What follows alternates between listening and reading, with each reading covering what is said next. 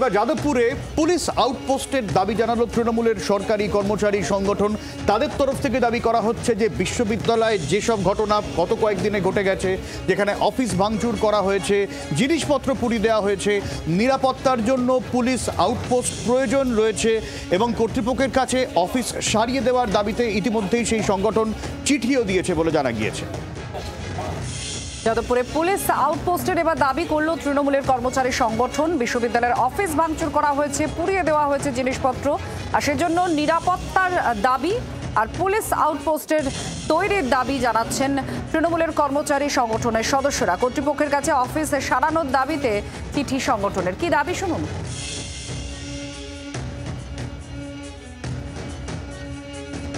শিক্ষা বন্ধু সমিতি আমার কাছে একটা একাধিক ডেপুটেশন দিয়েছেন।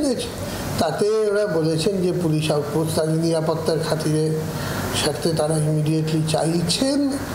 তো আমি ওদেরকে যেটা জানিয়েছি, আপনার এগুলো তো নীতিগত সিদ্ধান্ত এবং এর সঙ্গে আরও অনেক কিছু ব্যাপার ইনভলভ রয়েছে বিশ্ববিদ্যালয়ের পঠন পাঠনে। ফলে আমার একার পক্ষে এই জিনিস নেওয়া সম্ভব নয় এবং ফাইনালি এক্সিকিউটিভ কাউন্সিল তাকেই শেষ পর্যন্ত সিদ্ধান্তটা নিতে হবে। আমরা উপাচার্যের বক্তব্য শুনলাম। এসএফআইয়ের তরফে দেবাঞ্জনদের কি বক্তব্য নিয়ে শোনাবো। আমরা এর আগেও বলেছি, তৃণমূল ওই পুলিশ আউটপোস্ট তৈরি করে বাইরের বহিরাগত গুন্ডাদের একটা ঠিকানা তৈরি করার চেষ্টা করছে ওই পুলিশ আউটপোস্টকে কেন্দ্র করে।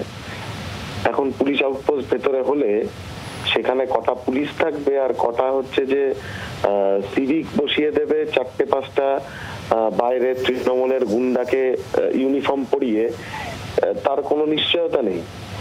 বহিরাগত গুন্ডা ঢুকিয়ে ক্যাম্পাস দখলের জন্য মরিয়া হয়ে উঠেছে তৃণমূল এখন। তারই এইসব হচ্ছে নানা ধরনের ফন্দি ফিকির আঁকবার চেষ্টা করছে। পুলিশ আউটপোস্টের সম্পর্কে ছাত্ররা 100% বিরোধিতা করেছে। আমরাও সেটাই মনে করি, বিরোধিতা করি। কারণ অন্য কোনো বিশ্ববিদ্যালয়ের প্রয়োজন হলো না, হঠাৎ করে যাদবপুর বিশ্ববিদ্যালয়ে কেন পুলিশ আউটপোস্টের প্রয়োজন হবে? নিরাপত্তার প্রসঙ্গে ছাত্রছাত্রীদের নিরাপত্তা এনশিওর করবার জন্য যা যা ব্যবস্থা করার সমস্তটা অথরিটিকে করতে হবে।